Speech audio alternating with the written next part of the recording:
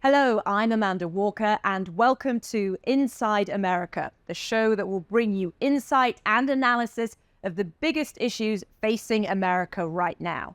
In this episode, will a Donald Trump victory in November mean the end of American democracy? There is nothing more sacred than our democracy, but Donald Trump's ready to burn it all down. Democrats are using that prospect as an alarm call to voters. I'm Joe Biden, and I approve this message. We'll examine whether that foreboding message is getting through. We'll also look at whether the guardrails of the constitutional system are strong enough to withstand what Donald Trump himself has said he would do with a second term. Now let's take a look at some of those things in more detail. Donald Trump wants to remove constraints on presidential powers to get rid of the things that got in his way during his first term. He also wants to appoint a cabinet of loyalists, essentially to avoid people turning against him again. He's aiming to end the independence of the Justice Department and bring charges against his enemies. The autonomy of the civil service could also come to an end by firing non-partisan career public officials and bringing in political appointees. Mass deportations are also on Trump's policy list, including militarizing the border and creating detention camps for illegal immigrants. Now, these are all things that Trump is making no secret of wanting to do. So how are his plans landing with voters? We traveled to Gettysburg, Pennsylvania, to find out what's on people's minds as they brace for the battle ahead.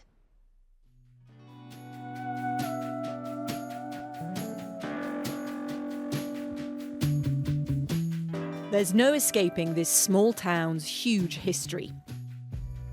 Everywhere you go, reminders of the American Civil War's bloodiest battle.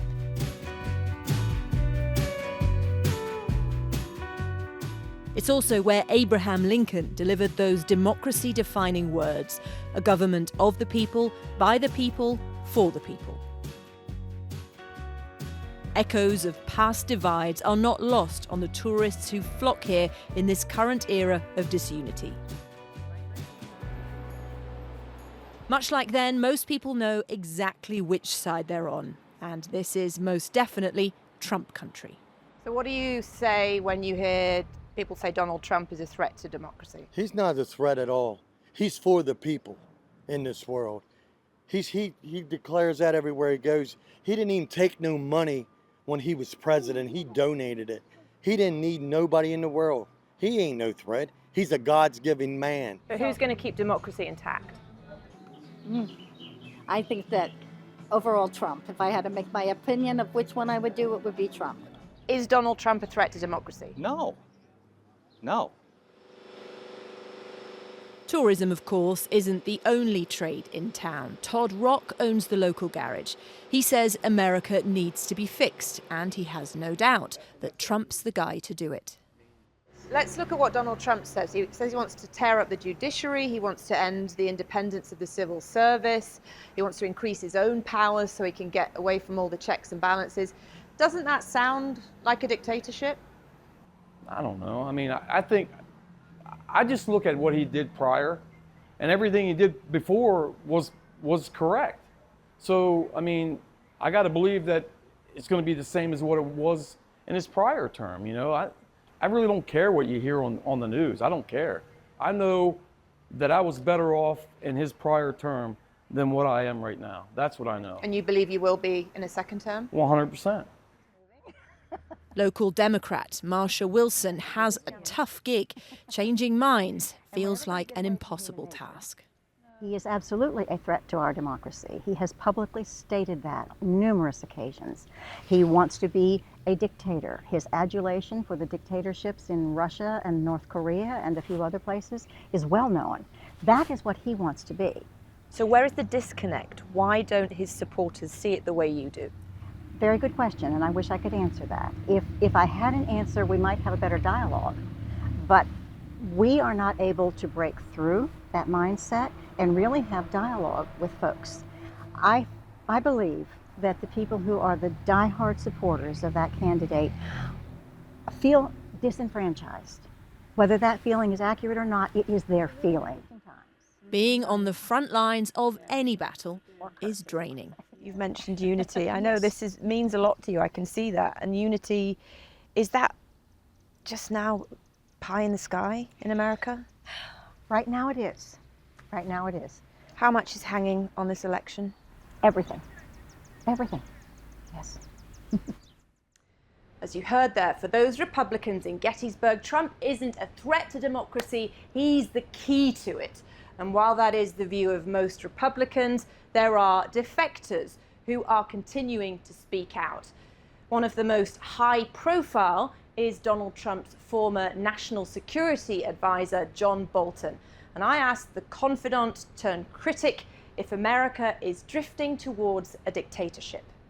It's difficult sometimes to keep perspective because the damage that he could do really would be very harmful if he's allowed to do it. I count on the institutions and the people to resist, as they have when he's tried to do things in his first term that went beyond the bounds. We know that he's very much motivated by vengeance. He's had a year of what he will see as persecution, so he's going to be full of fury if he does win. So with that in mind, is there a danger that his government could essentially be a regime of political persecution? And if so, if things do start moving in that direction, who is going to stand up and stop that? Well, I do think it will be a retribution presidency. He says it. Sometimes you need to listen to what he says. And I think he's got a record of going after his opponents across the board, small opponents, big opponents, whatever the case may be. That's his speed. It's to attack those who attack him. I do think that the judiciary will remain independent. Certainly he appointed a lot of judges during his first term, with the rare exception their decisions on his election challenges, on various cases that have come in the federal courts, have not been different than judges appointed by other presidents.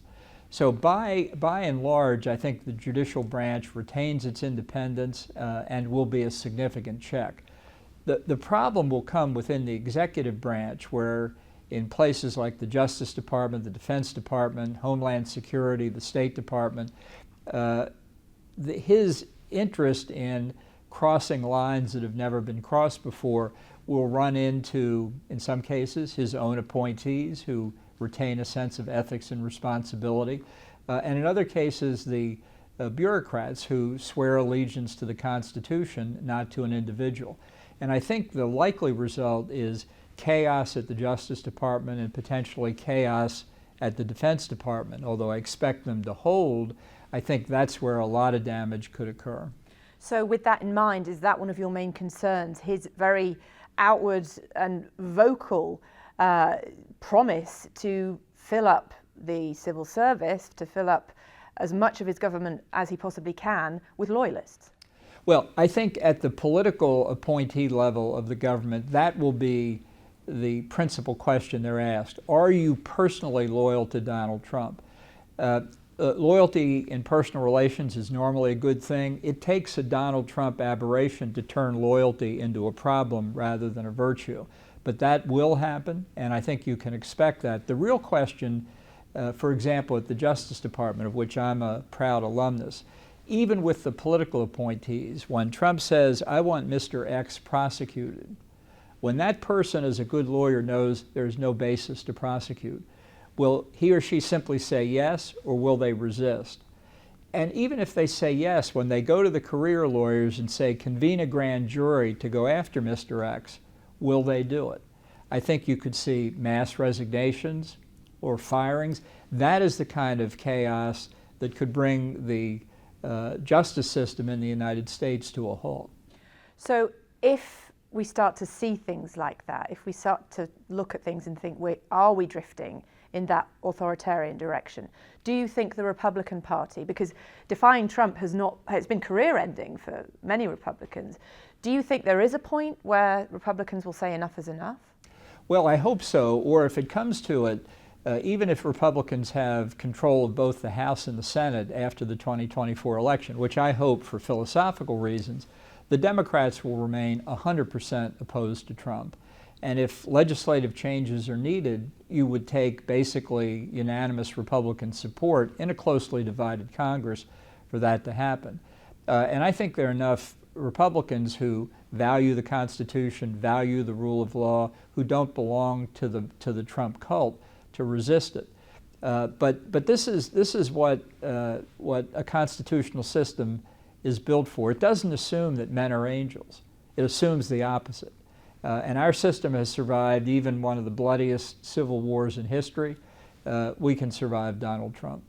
So when you put that constitutional system, when you pit it against Donald Trump, you seem to have no doubt who will come out on top. I'm not saying it won't be difficult and costly and dangerous, but you know, in 2020 and 2021, Donald Trump couldn't steal the election sitting in the Oval Office. If he tries to steal it this November, he'll be sitting by the swimming pool at Mar-a-Lago. And even if he gets in and then tries to change the Constitution, it's going to take a lot more than one individual and his henchmen to do it. People talk about the fall of the American Republic. They analogize it to Rome. But let's be clear. In Rome, there were Sulla and Catiline and Pompey before there was Julius Caesar, and Donald Trump is no Julius Caesar. You mentioned henchmen, though. Those henchmen will be in positions of power, and arguably they are the ones with the ideology. You know, Trump will drift along and do what is best for him. Are you not concerned that the people around him could be the ones which should actually, that might be a threat? Well, they will be the implementers of his dangerous agenda. But even they, some of them, hopefully many of them, will have a sense of ethics and believe in the rule of law, and they'll find their limit. Or others around them will explain to them that they're being asked to do more than is permissible. For example, Trump has said that former chairman of the Joint Chiefs of Staff, Mark Milley, should be prosecuted for treason, reminding us that the death penalty applies to treason, for communicating with his Chinese counterpart in the days before January the 6th. What Milley did was entirely appropriate. I've seen it in many circumstances. It was the farthest thing from treason. So what happens at the Department of Justice when even a Trump loyalist is told to convene a grand jury to bring a case he knows has no merit? You know, that's when we'll see who really has integrity. You seem to be suggesting that he might not be smart enough to be a dictator. Trump has an infinite span of attention when it comes to the greater glory and benefit of Donald Trump. He has the attention span of a fruit fly when it comes to almost everything else. And that's how his opponents, political opponents, legal opponents, and others can defeat him, because ultimately he always comes back to looking out for himself. And all those henchmen out there doing his bidding, they're on their own. So what is the worst he could do in your view? Well, I think he will cause enormous disruption within the constitutional system, but because it's designed to be stressed, and because the framers understood that there had never been a republic in human history as big as they saw and envisioned for America, that it has survived far greater challenges, and I think will survive this one. I think he could cause damage beyond the constitutional sense. He could withdraw from NATO. I think that's a very real possibility, which would be an incalculable mistake. But you think that's on the cards if he wins? I think it's absolutely possible. If he did win, you know, America does have a position in the world, and there's a lot of debate nowadays over whether that has changed, if it's as strong as it used to be. But having a convicted felon as president, how's the world going to look at America then? Well, I think it should look at Trump as an aberration. He has no philosophy. He doesn't do policy. There is no Trumpism, and there will be no successor for Trump because there's nothing to leave behind. I do think that it will be damaging to the United States, and that's why I hope he's not elected president. But I think ultimately the test is, after Trump, do we snap back to what we were before? And I think there's an excellent opportunity to do that. The damage he will do will persist, but the country will continue.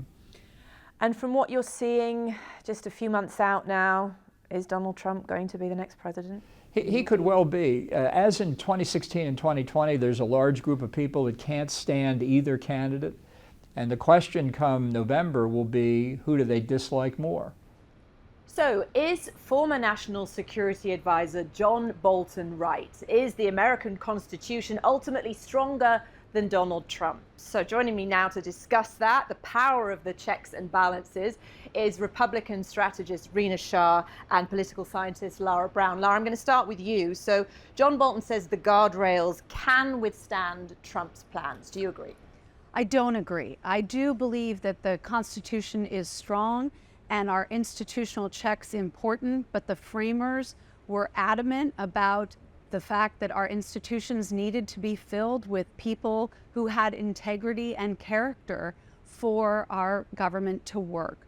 That said, I think the democracy is strong despite the difficulties we see with the elections. So, Rena, when you listen to Trump, because none of this is under wraps, this is what Donald Trump is saying to his supporters, the things he wants to do, what rings your alarm bell the loudest from what you hear? Well, the former President Trump is very direct, and even more so now than ever before. We've got to take him at his word, because we do know that when there are not certain checks around him, he will act on these worst instincts he has, which is essentially to be more authoritarian in nature than we've ever seen in modern history. American presidents in modern history do not behave the way that we have seen the immediate former president behave, whether it's in private life or when he was in the Oval Office. So what I'm most concerned about is his continued lack of ability to stay on message for what I think Republicans really want, which is discussing those kitchen table issues, pushing back on the Democrats in areas such as the economy and immigration, and even sort of just daily life family issues as well. What we're seeing increasingly in the states is Republican-led state legislatures go pretty far in policymaking on conservative sort of, again, social issues. But the former President Trump wants to do none of that. He wants to take the news of the day, whatever's in the headlines, and spin it to sort of his benefit so that he can look like he's the strong man, and he can then supposedly fix a system that is wronging Americans coast to coast, is what he seems to routinely claim. So, Lara, where are the vulnerabilities when you listen to what he says he wants to do? Well, the simple vulnerability is partisanship. George Washington knew it. He warned the country against it in his farewell address. And the reality is we have seen partisanship be the problem that has enabled Trump for the last almost 10 years now. What we are really looking at is that Republicans continue to put party over principle, party over the democracy, and party over our institutions. So what we have is a continued desire to sort of turn the constitutional principles into a pretzel to serve Donald Trump's personal interest. And just following on from that idea, Rena, we look at what Donald Trump is saying, and if things do start to look a bit too authoritarian, do you think Republicans will ultimately step on the brakes? Or is there no point at which they will disagree with Donald Trump if he's still getting that level of support that we know he has? I'm dumbfounded by how congressional Republicans, who are supposed to be acting as a check, they're the legislative branch, they're supposed to be a check on the executive branch. We know this. Our system is set up a certain way, it's designed a certain way so that no branch gets too powerful. When one seems to not want to do its duty, it is a moment in which it's not just confusing, it's rather dangerous. And that's what I'm dumbfounded by congressional Republicans continuing to do over 8 years, is to carry the water for the former President Trump, who is a private citizen, who has been held under the same rule of law that any American who is a private citizen anywhere is held to. But also our lawmakers, those who are in public office tasked with serving us, elected to represent us, they should be held to account. We see that in many places. We've seen that over the years. Younger Americans do get frustrated, though, by this sense that no matter what Donald Trump does, the Republican Party will continue to have his back. They do that because they're clutching to power. Though we have term limits, you see a lot of, again, congressional Republicans, especially at the highest perches at our federal level, continue to protect Trump in a way that feels almost as if the system is rigged against a powerless younger American that doesn't have anything to do with this town, Washington, D.C. And could I just add, I mean, we should also note that Ambassador Bolton actually did not testify before the first impeachment committee, in part because he believed it was too partisan an effort. So part of the problem was even him, you know, Ambassador Bolton, who believes that the system will hold, did not do the right thing for the country on the basis of what he felt was his own partisan loyalty. This is where the system will not hold if partisans continue to engage in this kind of behavior. And we know that for Trump, this has been a year of persecution. So if he were to win, he would definitely be fueled by vengeance. That is something that he's very open about. So using the Justice Department, if we see politically motivated charges, how would the checks and balances counter that? Can they counter that? But I think it's important to state that he hasn't been persecuted. This That's how he sees it. individual, though, really has been what former Governor William Weld said as a one-man crime wave.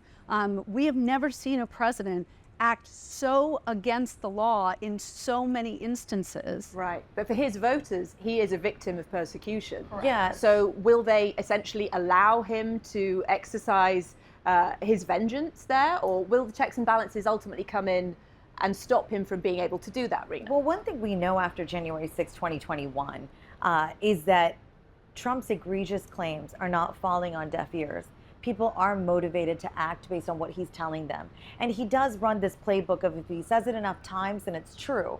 That's just not something that modern political professionals like me are used to. I've come up in an era on Capitol Hill where, despite your partisan leanings, you know, you got together, you came to the middle, you got together with the other side to do the right thing and pass laws, because that is what it means to function. What we see on Capitol Hill now is, again, this sort of doing Trump's bidding for him.